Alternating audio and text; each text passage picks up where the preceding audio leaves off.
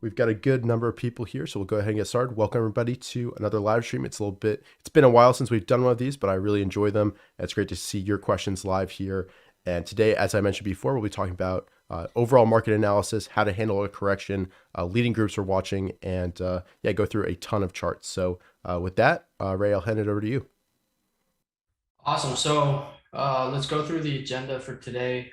First, we'll cover the sale that we have going on quickly, and then we'll talk about market corrections and bear markets. So what's going on since we did the last live stream, which was, I think, somewhere around February 22, 2022, earlier, a couple months ago, and what's changed, what's different? Are we at a turning point? And what my view is on the market itself.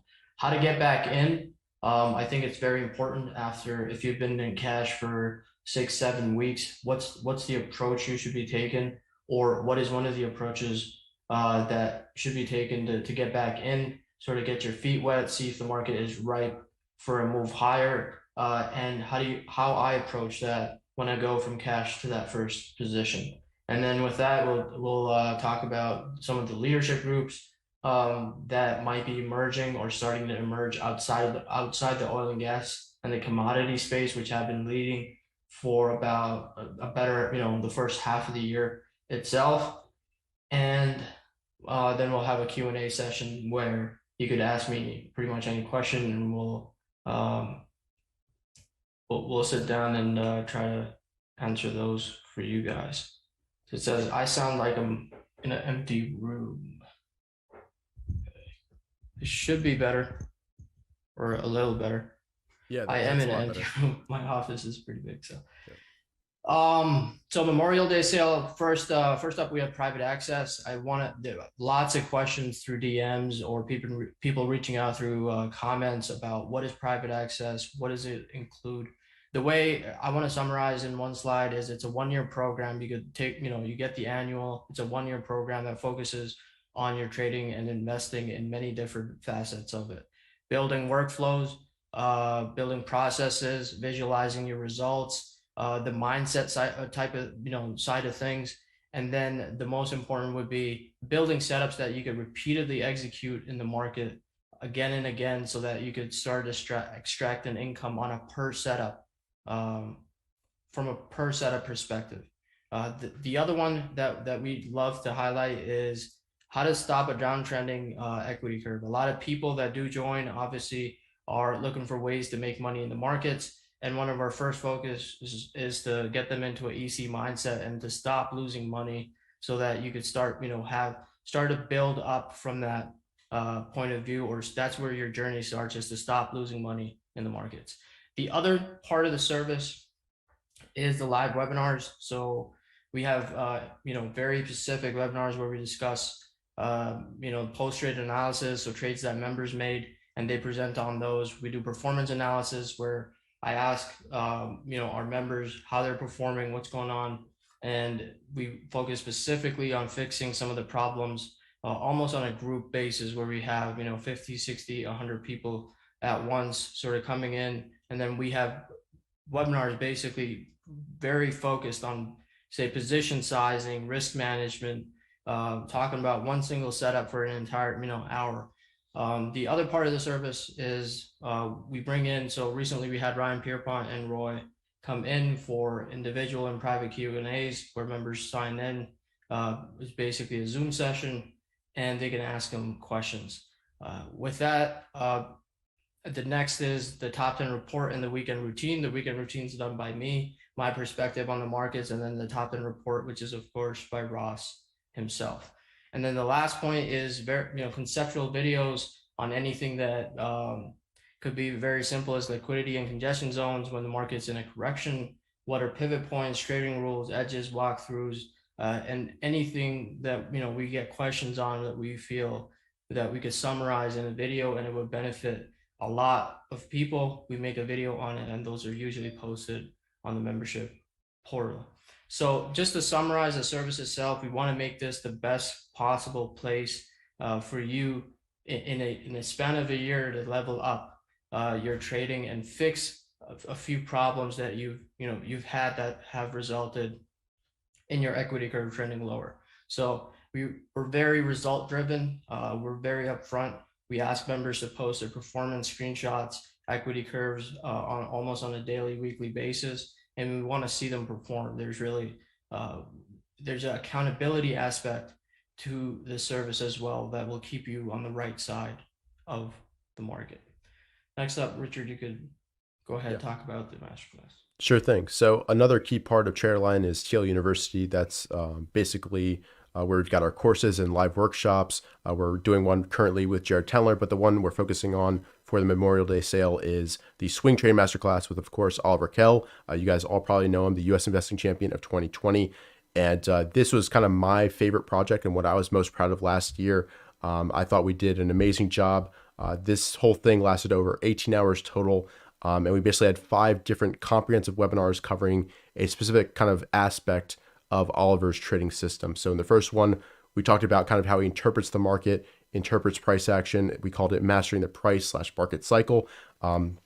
Then in the second one, we kind of focus more on, the screening process, stock selection. How does he focus down on the best of the best true market leaders? We talked about his scans, his scanning process.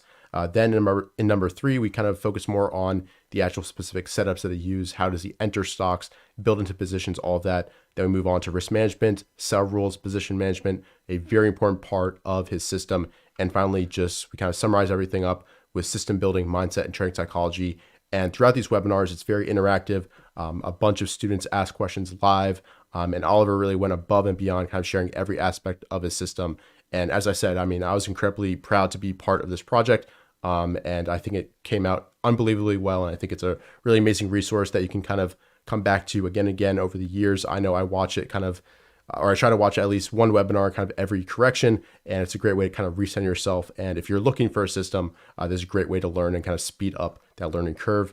And in addition to the 18 hours of video, we also include homeworks and kind of study packages. So you're not just kind of learning and watching passively, you're kind of actively applying what you learn and posting those homeworks on Twitter and kind of, doing little projects that make sure that you understand and can apply that material to your everyday trading. So that's the Swing Trading Masterclass, a very valuable resource. And during the Memorial Day sale, it's $300 off, which I think is a pretty darn good deal. And just going back to private access, just one quick thing. We're not an alert service. We're really trying to focus on the education portion of things. And outside the things Ray mentioned, I also want to highlight the kind of forums, which is where students and members can kind of collaborate on studies, post ideas, whatever they want to do. I think that's a really valuable part of joining the community. Okay, let's dive right into it. Market corrections and bear markets. Basically, the essence of market has its uptrends and downtrends, and there are phases in the market that are designed to take your money away as a retail trader, and there are phases where it becomes much easier to make money in the markets. So you want to be most involved in something like a 2019, 18, 19, 20 type of market where those were, for the majority of the year, we had uptrends. And then for most of them, there's it wasn't that hard to extract an income. So depending on the phase you're in, and this is something that we talk about again and again, is it really depends from, it's very different from one trader to the next. If you're 1 to 3 years, 1 to 5 years, and even 1 to 7 years in the market, your approach to corrections in bear market has to be very different than when you're past that 7-year or 8-year threshold where things sort of start to click. You're trading on feel all of a sudden, and something different, you look at the market from a different lens. So most traders that I talk to will try to be Kobe Bryant's and try to be LeBron James in a market that is designed to take money from traders and even funds that blow up. Those are supposed to be some of the smartest minds in the market, but even they blow up, and you see poor performance, and they don't adjust their tactics. So if in the consistency phase, it's perfectly fine if you remain in a cash position, you remain on the sidelines, and your equity curve is completely flat for that amount of time. If you're in the performance phase, you tend to pick and choose spots based on your feel and some of the setups that you see in the markets. And every time you see a setup or two, you can size up and you get that quick gain, and then you go back to cash. So swing traders and position traders turn into day traders when the market goes into correction, and then we've seen a significant decline in the S&P 500 and the Nasdaq.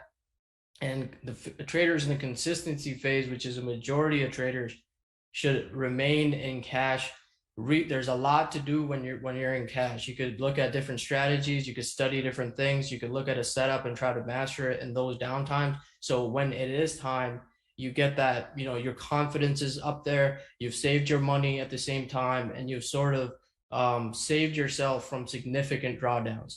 One of the things that you'll see with different people, many webinars that we've done, interviews we've done, is you have to minimize your drawdowns, you have to minimize your losses, and that is how you make it in the market over a span of 10, 20, 30, 40 years. Like Dr. Eric Wish has been in the market, 50 years experience, and that was one of the things he emphasized as well. So when markets, when you're know what your phase you're in, there's no, there's when we go through this whole schooling system, we have a grading system. We go from grade 1 to university. There's no reason to be skipping those steps as you build yourself as a trader. There's no brownie points to act like something that you're not, and you keep losing money in the markets. One of the resources that I want to highlight to study prior corrections, and I encourage you guys to go mark these up yourself as well, and not just stare at charts that we post, is to go back and study it, right? What happened back in 1987? What happened back in 2009? What was that recovery up the right side? What happened in 2008? Or what happened in 1990s?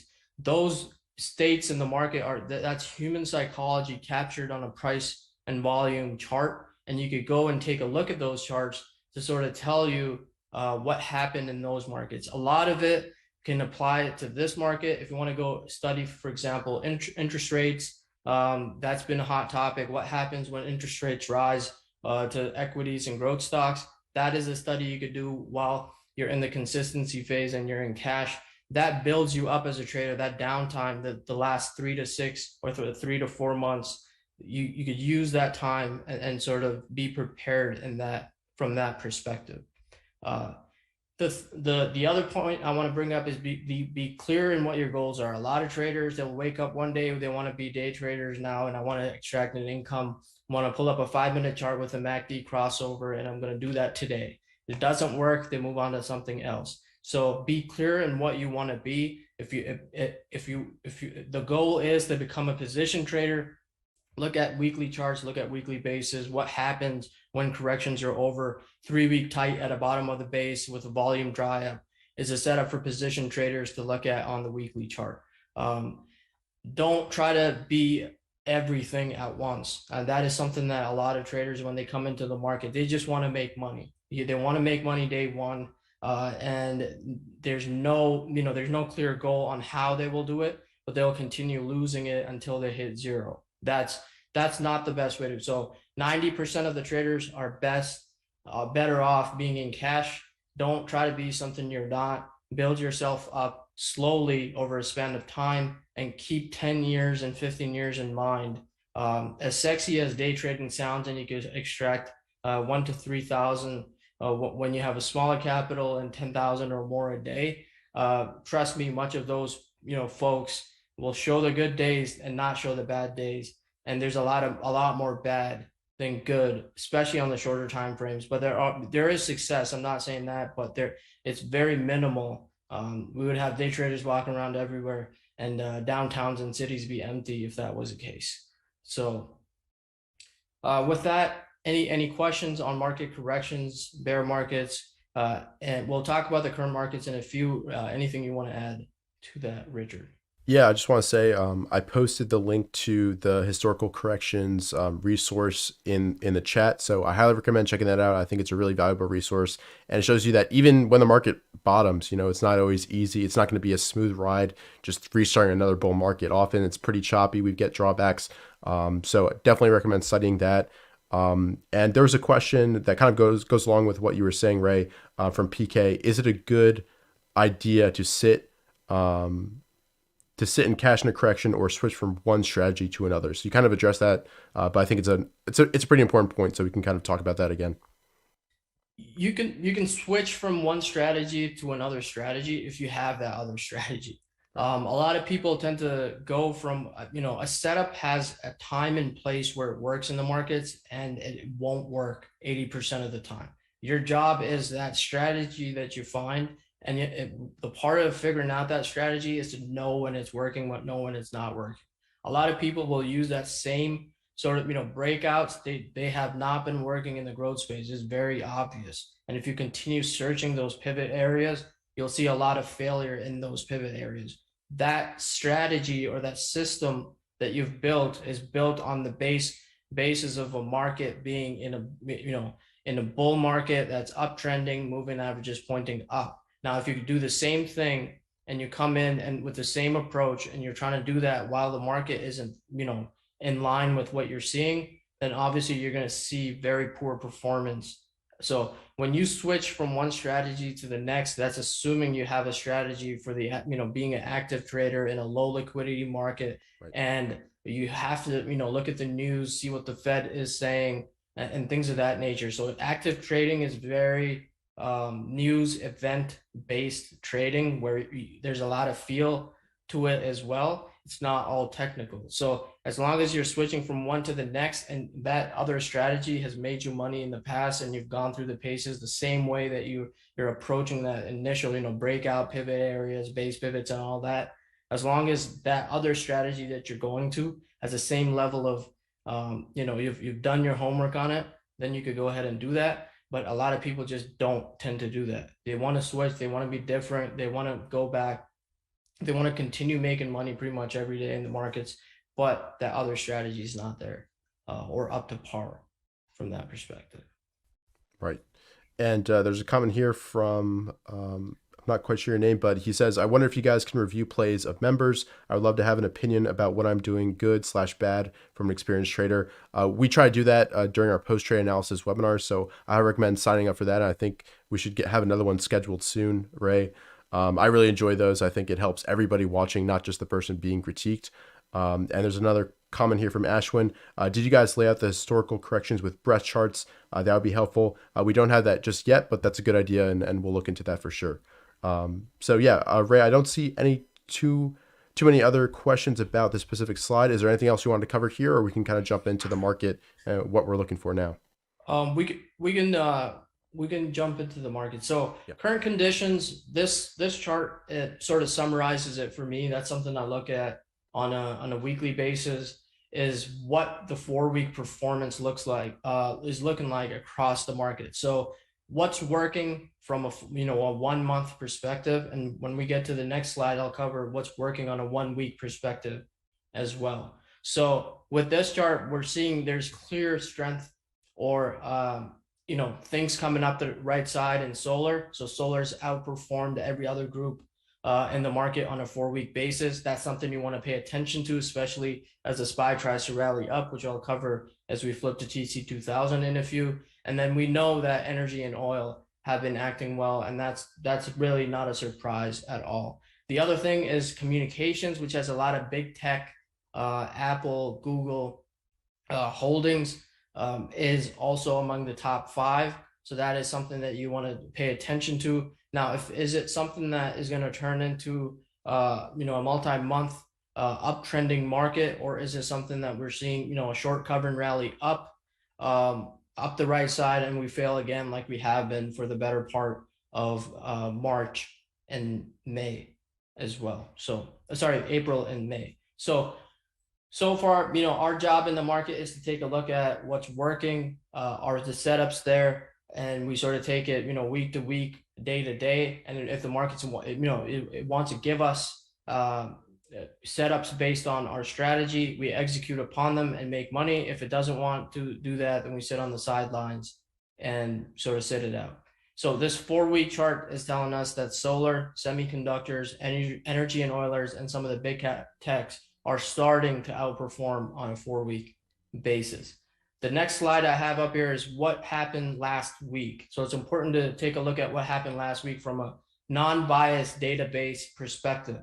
So we're seeing big breadth expansion across the market. which we saw, the up down volume ratio be above the 2 mark, I think 3 out of the 5 days last week. That again is a positive.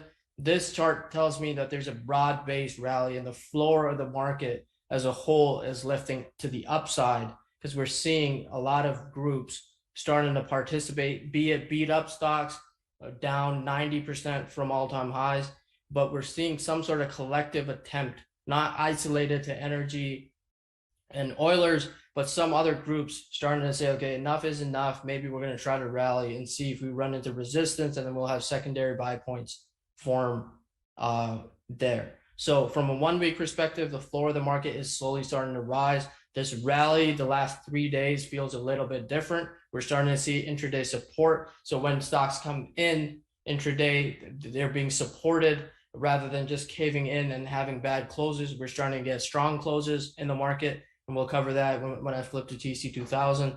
But there's a little bit of a different feel to this 3-day rally versus the other 3-day rallies, which I'll cover when I flip to TC2000.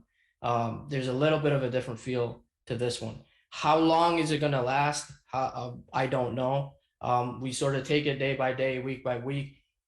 You have to have a system that has, you take market feedback and input, and you make decisions based on what you're seeing and what the market is telling you. There's no reason for me, at the very least, to come out and say we're going to have a 9 to 12 month bear market or 12 to 18 month period where we'll make no money. There'll be periods even within the larger downtrend where things will start to work, maybe form, but something happens that causes those groups to falter back down. So take it week by week, month by month, and let the market serve, as that mechanism of input rather than your personal opinions. So Going back to that, Ray, before we yeah, move on. Yeah. go ahead. I was wondering, looking at these two charts, after you've, run your programs and you've sorted by this, do you then kind of focus in on those top groups, solar, semiconductors, energy, oilers, and then look to find specific setups in those potential leading groups that are seeing the most, the strongest performance, strongest momentum? Yes. So this definitely plays into how I go into the market next week. If the market's telling me that solars and semis are starting to perform, then that is something that I will take a look at on an individual basis. So semis, the TAN ETF, reviewing that, see what setups are in the solar space, and then semis, the SMH ETF, and there's a slew of other ETFs for semis that you could take a look at just to see on an individual basis, are there setups or launch pads or something happening on that right side. That is, is it more than an oversold rally in those groups, or is it something that, setups are starting to form and now it's time to pay attention in the market? So this definitely plays into it. And then the other thing is, which again, let's just flip to TC2000 now, because I've been saying that pretty much every time. But I will take a look at individual ETFs. So if we take a look at 10 and just the holdings in 10, you'll see that most of them on a collective basis are starting to, they're trying, right? So 10 day, 21 day pointing up, we're running into 50 day and the 200. So we're starting to form a setup of some sort on the right side after a deep correction on some of these names.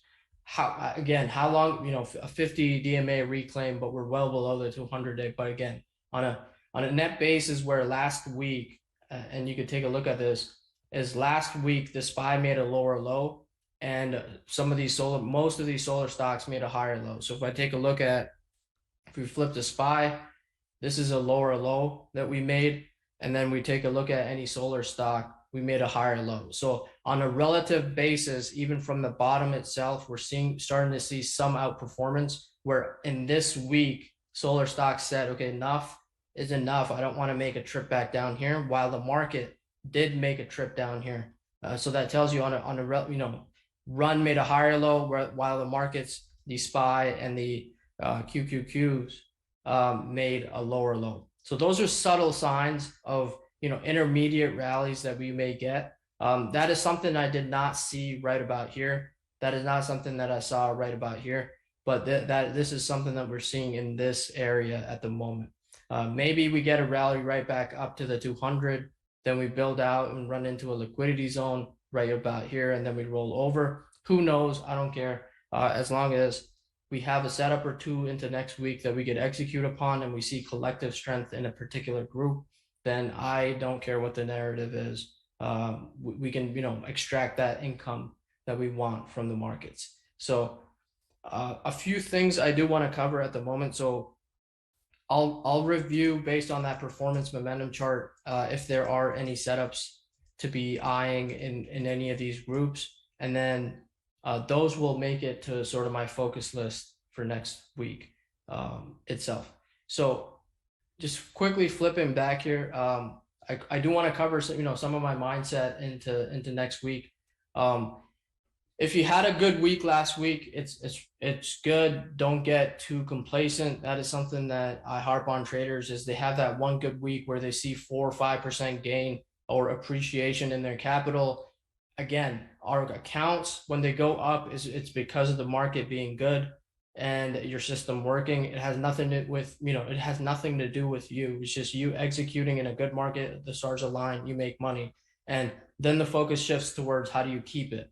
And then the flip side to that is a lot of traders tend to get reckless. So this first point is finance your risk. Have enough, you're moving from one trade to the next, risking X amount of capital, and that one trade has made progress. You got feedback from the market. Now you can move on to that next trade. Good traders have awareness of the situation. So if we've rallied up 4 days in a row, what do you expect next week?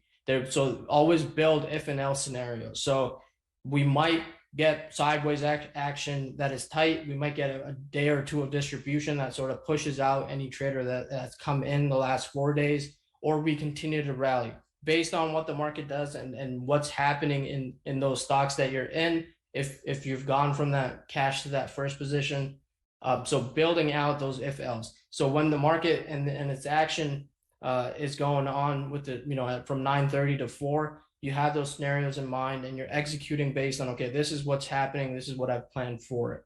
If you're going in with no real if else, it from the night prior, you'll struggle because you have to sort of then figure it out on the fly. Leadership groups. So we're seeing the solar space sort of come up the right side slowly. Some of the moving averages converging, and we're starting to build launch pads, which is just moving averages bunching up together, coming up the right side. And what I want to see is, and I'm excited to see, is when we get that down day in the indexes, what does the action underneath the surface look like? That is what tells you that now it is a time to really press the gas and have 80 to 90% exposure. Or we get that one down day and everything that collectively rallied for the past 4 sessions just comes right back down, and it's time to get out of the way again. So watch for the day where indexes are coming down, what the action, especially in the solar space or the semi space outside of the oil and gas space, looks like. And if that action is where stocks say, I don't care what the indexes are doing, I'm going to go or try to hold up well anyways, that is going to be that first sign that we got to have started to build up our exposure in the markets.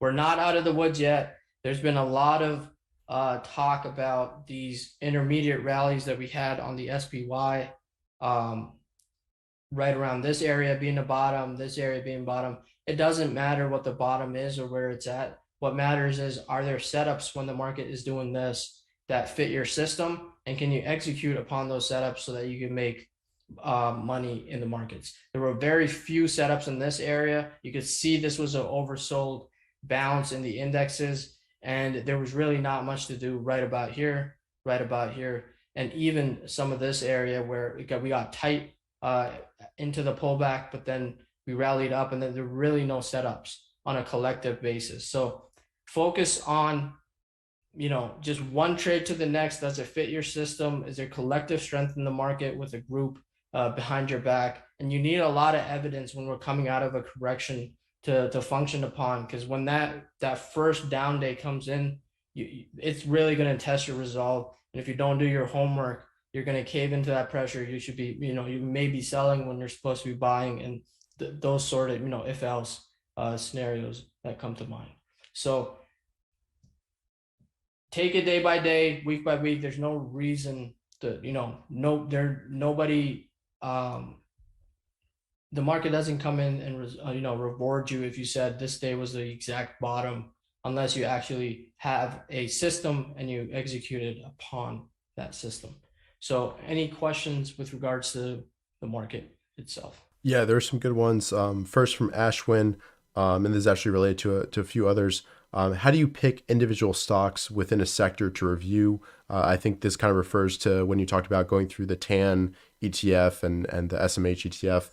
What factors do you consider, I guess, in terms of overall price and volume action and yeah, also fundamentals as well?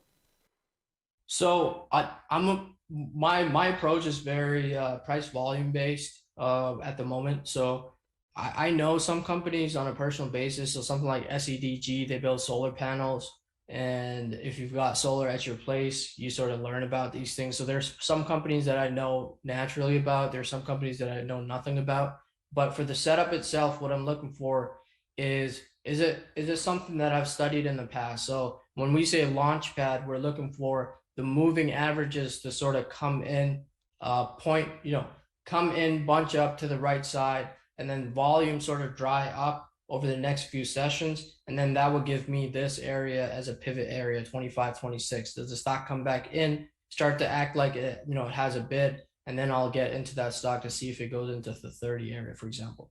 So you have to operate based on very specific setups. If I were to take a look at APYX, for example, now this is a lot of people will not trade this stock. What they would do is they would zoom out and they would say, what are you trading? It's a piece of crap that's been down over 83%, but there's something that happened on this particular day that hasn't happened on this stock.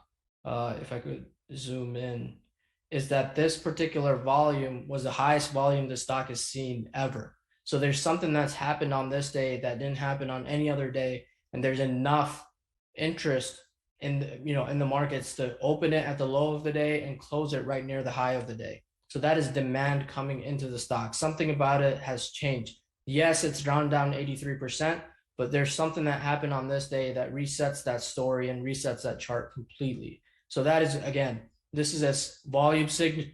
This is a volume signature to look for again and again in the markets. And then this is again a setup that I look for in the markets. And this is something I executed upon right about 535 area and up 18%. Again, I've seen this. It's in my playbook. When I see these, I execute upon them. And when I don't see them, I don't force it at all. So always, when I'm going through that 10 ETF, which was your question, I'm looking for, what is there a launchpad setup? Is there something, reclaiming the 50-day on big volume? And SEDG stocks like SEDG have been prior leaders in the market. Are they doing that? So I execute based on that setup, and then I place my risk no more than 2.5% for my entry point these days. So I hope that sort of answers the question. Yeah, I think that answers it. And something that I think we should cover because it's kind of part of TL Private is the overall watch list that you curate and keep track of on a weekly basis. The gappers, HTF, and IPO list. So could you talk a little bit about that and kind of how that helps you, not only determine the health and breadth of the market, but also keeps you focused on those stocks with the highest potential? So I break it down into three key watch lists, one being the gappers watch list. This again, it looks for that volume signature, highest volume in a year, highest volume ever, highest volume since IPO, highest volume since last earnings. This shows stocks that have clear demand in the market and they gap up on big volume at some point in time. So something like LNTH that gapped up here, this was the highest volume in over a year. We call that HV1. And then the stock, trades in the wick and out. And this could be a setup that you execute upon and you get, you can net a 30% return from the close of this day and up. It's moved up 31%. Even if you catch 17, 18% of that 31%, that puts you ahead in the market. So this is one of the things I look for again and again in the markets on a consistent basis. Something like SWIR held a 10-day while the market came in, make the lows. and then you see the RS line making a new high before price is making a new high. Price comes in, holds the 20 mark, and then moves up and away. That again, in a 3-day move, it moved up about 13% from the $20 mark. So this watch list will tell you. So GFF, big volume on this day, and acting well. This was one of the highest volumes in over a year on this stock. And then you see the signature, then you look for a setup, then you identify that setup, and then you function upon that setup to extract a gain, so that you run that in a loop enough times and you'll be fine to extract an income. Now the other watch list is the IPO watches, which have been has been completely decimated, especially in the in a corrective bear market, whatever you want to label it. How are the IPOs doing? Young stocks that are just building a story or just building demand in the market, are they being supported, or are bigger funds saying, I want to get the heck out of here. I don't want to own something that is a little iffy, and they don't want to, there's low risk appetite across the market. And this watch list, I review stocks that have IPO'd over the past year on a weekly basis, and I build an IPO watch list that I look at during the week. The third one, and this one is what shows me the themes in the market. It makes it really, really obvious, is the HDF watch list, stocks that have moved up 100% in 6 weeks or more. And you'll see about 80% of this watch list is oil and gas stocks, and those stocks have been working. So this watch list is telling me which stocks are working, which group is working, and then every single time, if it's biotechs, semis, oil and gas, you name it, medical stocks, they'll start showing up here. Even the smaller ones that will move up 100, 200% in a very short span of time, they'll show up on your HDF watch list and sort of give you the themes in the market. So these are the 3 that I function upon, and I look at and I update on a weekly basis, and then we'll see which setups make it to my focus list. So setups from these 3 watch lists make it to my focus list. I run a launchpad scan itself. So if something like RUN or EMPH that is coming up the right side now, if it starts to build a launchpad right about here, so next week we sort of see, just action coming down to a rising 10-day, moving averages catching up, and we see a setup right around that 50 to 200 day, that will start to show up on the launchpad setup itself. And then those setups can also make it to my focus list. So one thing I do want to emphasize is a lot of traders don't build a focus list coming into the session. When the market's open, my focus is on my focus list and to see if the setups that I'm interested in are starting to trigger up the right side. If they aren't, you sit there and do nothing. If they are, then you can start to function upon them. And I do want to emphasize, even though I have a few names, it's still very, very early out of this deep correction that we've got going in the market. So those are the 3 watch lists. Yeah, and Tyler mentioned that DQ might be a good example to talk through in terms of like a launch pad with a low volume retest and then big volume bounce up. So that's sorry, which stock? DQ, the solar name, DQ. Yeah, so one of the things with solar names I also want to see is how deep is the base on some of these. So when I look at like EMPH, it looks in much better shape. If we were to see how much it corrected, it's still a 56% correction, but overall, this sort of held up better than something like a DQ. Oh, sorry, DQ. Definitely more than that one. So this one corrected about 76%. So I'll do that comparison on a relative basis. What was supported even a little bit. Some of these, so something like JKS. Again, this one I hate trading because it's super choppy. But in this correction, we see a rising RS line as the market just gets obliterated. So this is on a net basis has been trying to outperform the market. So I'll maybe watch this one as whoever is accumulating, because obviously price is holding up for a reason as well. So whoever's doing that, and I'll go through these. I mean, we'll maybe some are not listed in the markets at the moment. They got delisted or whatever the story might be, but I'll take a look at the base depth for sure, as one of the things to look at. I just won't buy. I'll try to buy the best one out of the lot if I can. If I can't, then or if all of them are pretty junk, and then I label it as an oversold rally in that particular group. So Yeah, and going back to the relative strength line, I think that's something worth focusing on because I mean Ross has drilled this into me so many times. If you see a rising relative strength line or a relative strength line leading the price, meaning that kind of breaks out through pivots before the price action, that's going to be a stock that you want to focus on because it's showing relative strength. It's falling less than the market or increasing more than the market, showing outperformance, and those type of stocks tend to continue to do so.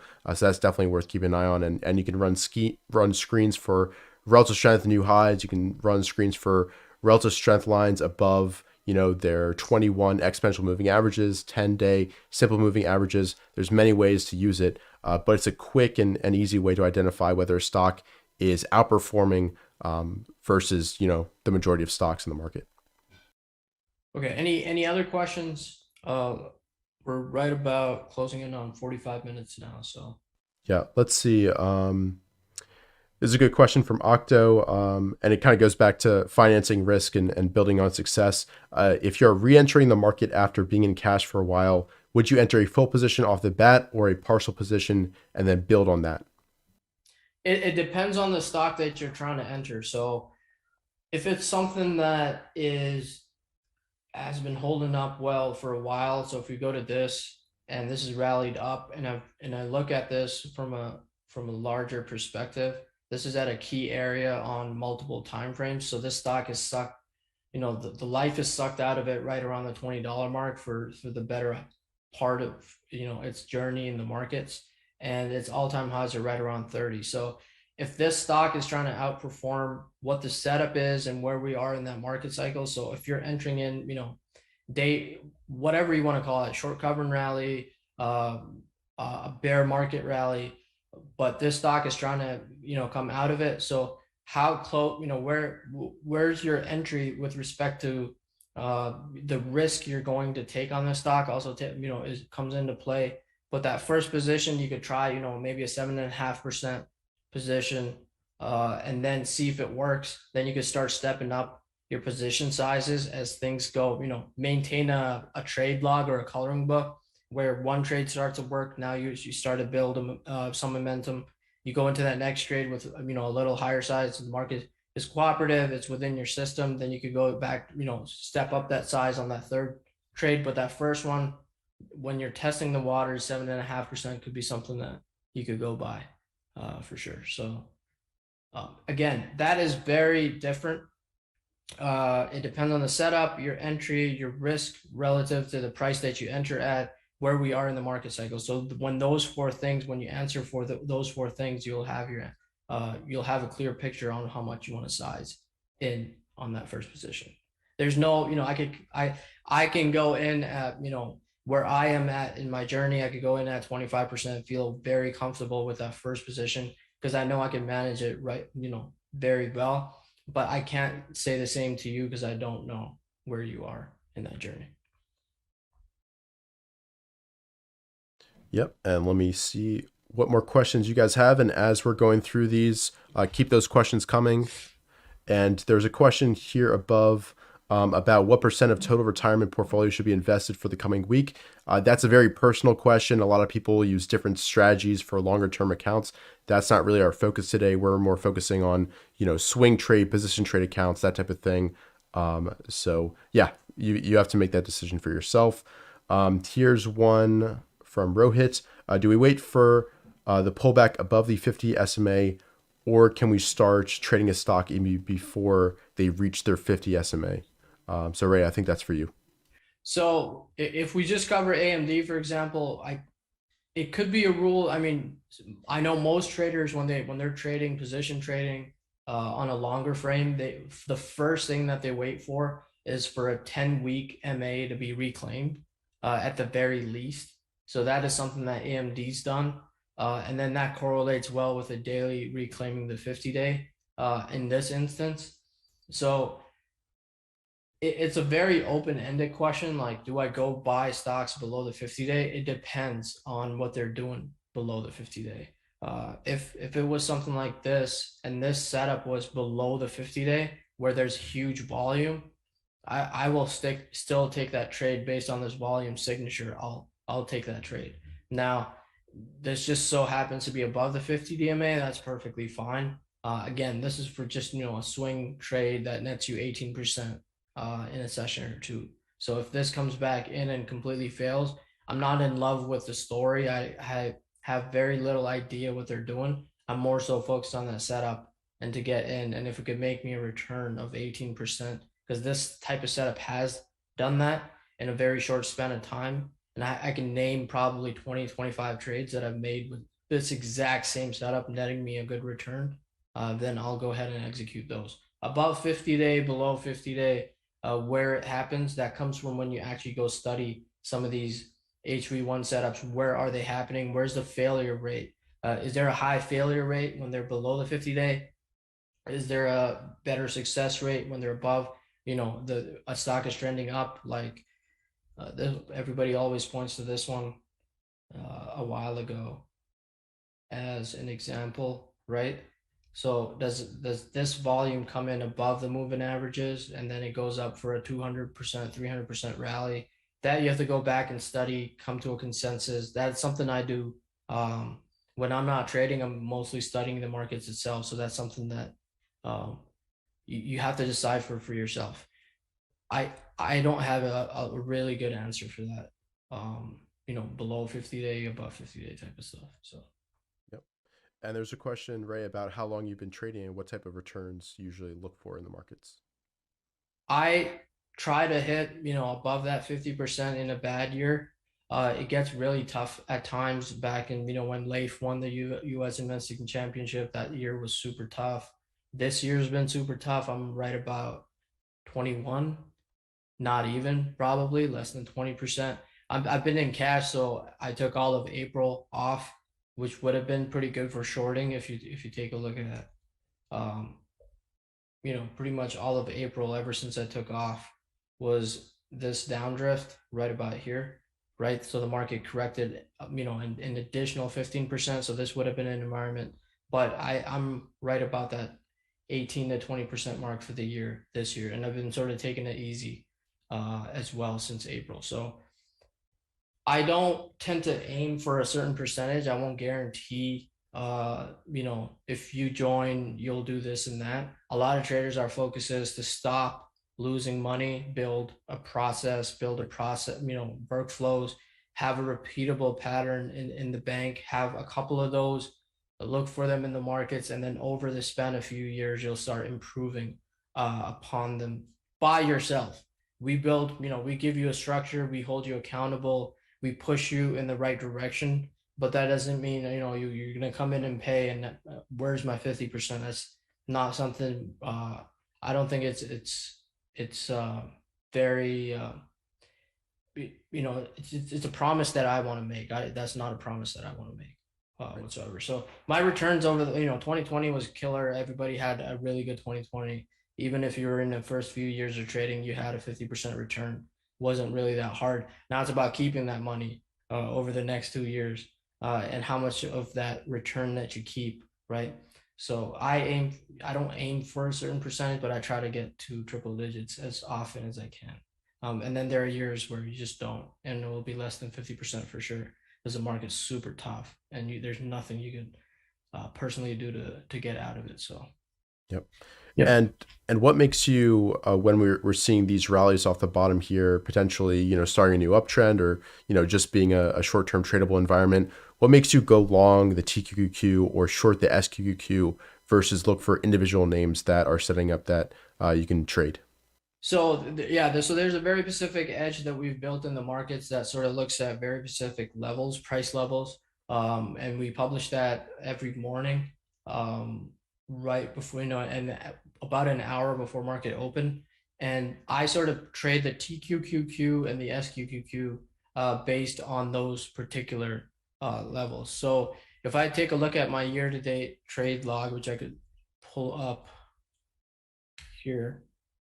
I can sort of show you, one of the best trades for me this year has been the SQQQ short And itself. and Ray, I'm still seeing the TC2000. I don't see you Yep, trading I'm, there. I'm Okay, about to bring it up cool. here. Yep, it's So coming up. my year-to-date trade log, I mean, if I just scroll and look at the trades I've made, one of the best ones came on that Feb 24 area where I shorted it, and it was a span of a week, and there was the amount of return in that. This was one of the best trades. Now, uh, I just made a trade, after about a month, probably an entire month or two off. So I took all of April and most of May. I've really done no trading because I don't see a setup that fits uh, my trading. So that was sort of the first day, May 27. I've been active and I made three trades where one of them really, really, really worked out well, while the other two I just sort of sold into strength because I didn't want to sit at the desk on a Friday. So yeah, I mean we have very specific levels. I'll go ahead and show the daily plan if I can somehow. But we post a daily plan, we execute upon that daily plan, and members sort of,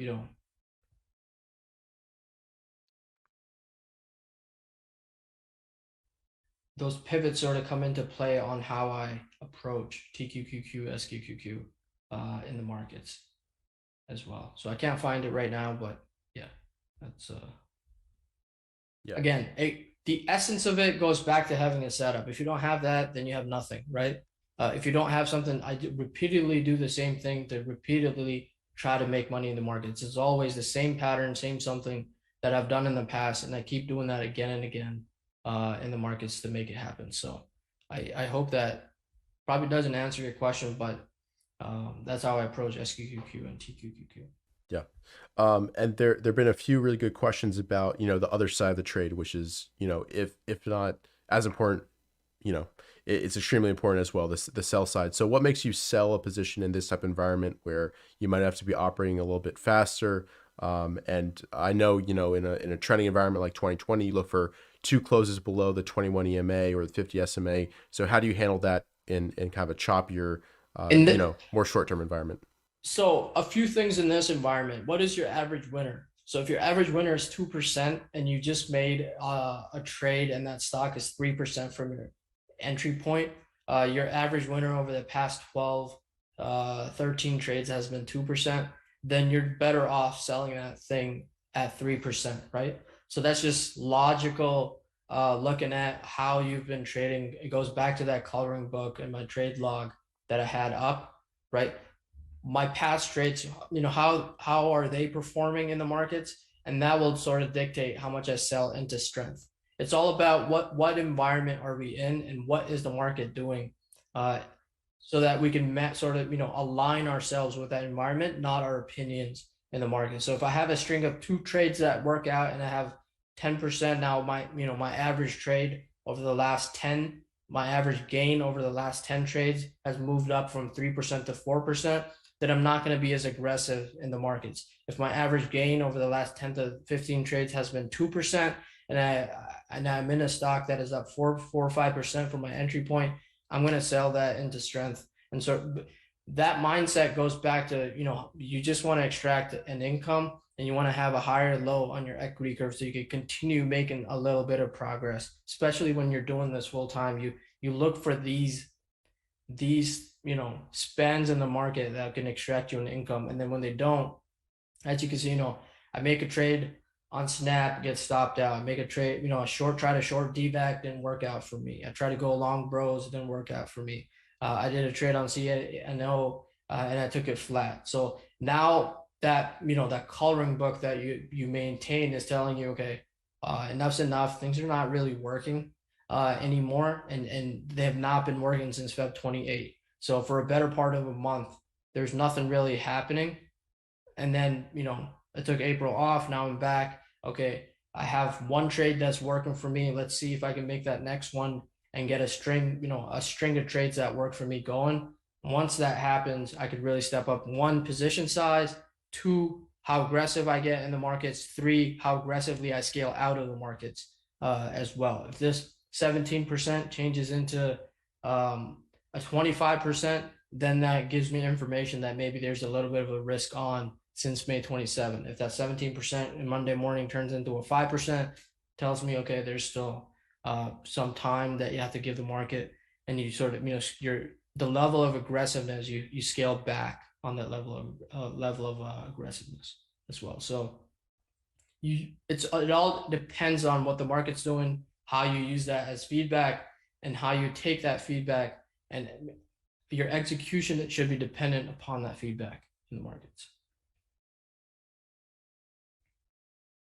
Any other questions? Yeah, keep the questions coming, guys. I see looking at the time, we're just under an hour here. So, yeah, we'll answer a few more questions um, and see what comes through. Let's see. Yeah, there are a few questions on selling. Were there any stocks in particular, Ray, that you wanted to cover that, we're setting up and looking pretty good? Stuff to keep on people's focus lists?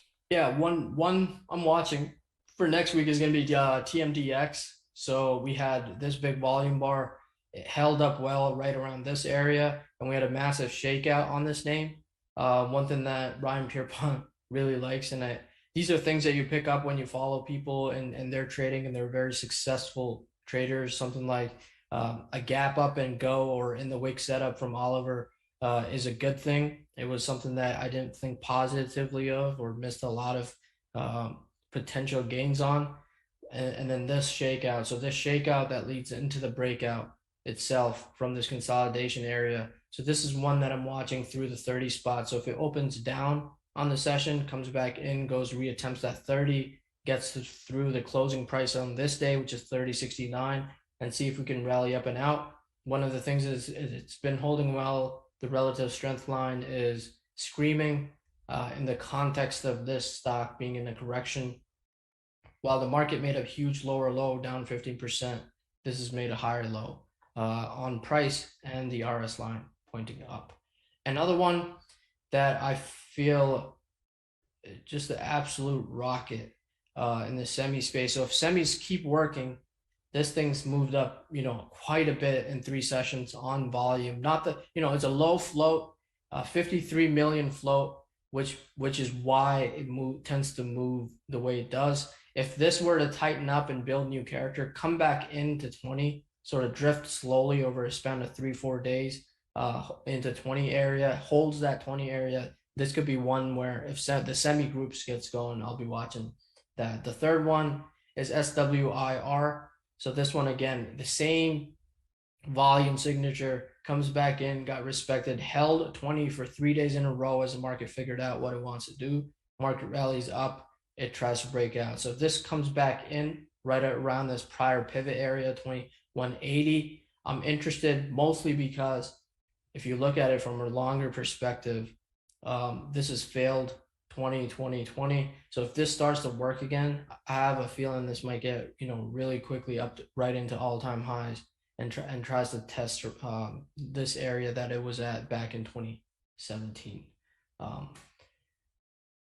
A few, let's see, other ones. I haven't done my full weekend routine yet, but J&K is a shipper, very similar to that Zim stuff that tends to work. So I have been watching this one, but try to learn the character of this stock over the past couple of days. So I'm interested, as long as it holds this 10-day and 25 mark, I'm going to try to attempt to see if this can work for me. But again, it's one of those that tends to chop up, and I've been, sort of tracking it intraday. Does it respect my areas or levels that I watch in the markets? So far, it doesn't. You see this and you get faded, you come back up, and then you open down randomly. Like that type of character I try to avoid in the markets, because it just turns my hair white. So And Ray, what overall kind of themes and groups are you watching? We've talked about so a I few: solar, semiconductors, the shippers. solar, semiconductor, conductors, and medical devices, and obviously oil and gas. So Yep. oil and gas, first one; second one, solar; third one, semis, and also the medical devices space has seen a few, uh, big volume signatures come through. So when you get up, you try to look for the story of the name. That's something that I will probably do this weekend, but I don't trade upon that, just to see if there's something in the medical devices space that's sort of stirring the pot. at the moment and causing um, these type of volume signatures. So Yeah. There's also a few like LTHM and SLCA, which you've got up right now, or you're highlighted in your HTF that are kind of in that lithium yeah, area. so Yeah. this one's a killer one that moved up out of this consolidation. That is acting well. I did not catch this one. This one, it frustrated the hell out of everybody. And I think a while ago, this is a name known not to make me money. It might move 1 to 3 days, and move big, but then it will get super choppy. Yep. So just based on the characters, so that's where the bias creeps in. Again, we're humans. Biases creep in. Things happen, and you don't execute upon price volume.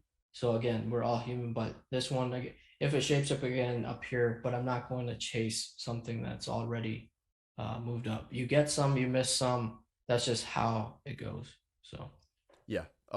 But yeah, just looking at this chart though, it's a great example of relative strength. I mean, in a few yeah, different ways, we've got higher lows forming as the market is declining. We've got the relative strength line leading before price, and just in general, it's above the moving averages when the majority of the market and definitely the indexes are below and basically trending below downtrending moving averages. So this is what you want to look for in a correction. You want to look for stocks bucking the overall trend in an overall group theme that's acting well, and when the market turns, these are the ones I can see, breakouts like we saw in the past few days.